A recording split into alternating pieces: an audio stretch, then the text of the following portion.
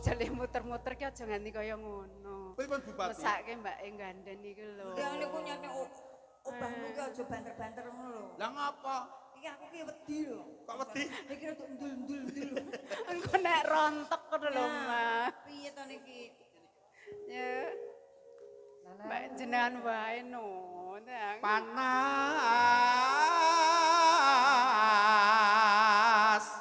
udan.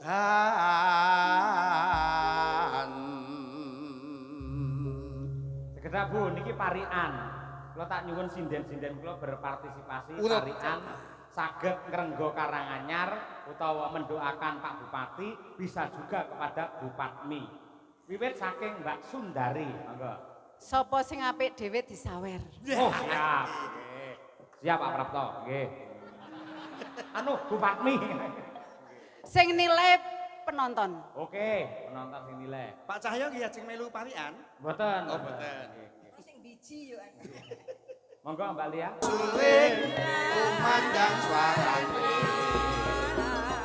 Ngetan kali kulon apa setia kelakon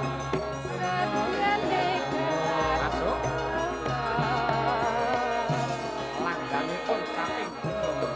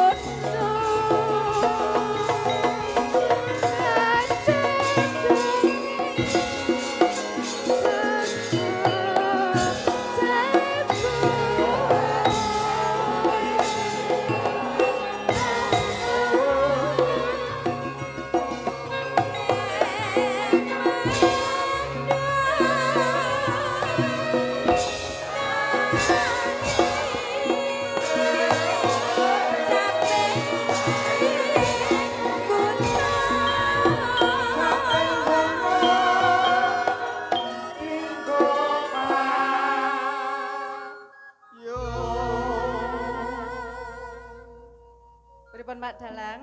Wah, luar biasa nggih. Jenengan suwantene yo latihane yo ning endi? Apa diajari wae aku yang dadi sinden. Diajari karo Bu Kesi apa Mbok Lah nek Ganden. niki ngajari jenengan payu niki do prei kabeh terusan. Lah nek sing ngajari Bu Kesi genah Bu Kesi. jurusannya wong piyambake dosen anu karawitan. Lah nek sing ngajari Mbok Aku Ganden yo iki lak eskar lho, tak tuapuk lho kowe engko. sapa? Eskar. Sarjana Karawitan. Karawitan. Sarjana karaoke, Mas. Nek sing ngajari Mbok Ganden salah jurusan. Lah nggih Bu, saestu. Ala wong yo karaoke golek pangan lho. Golek pangan. Aloha. Sekar bisa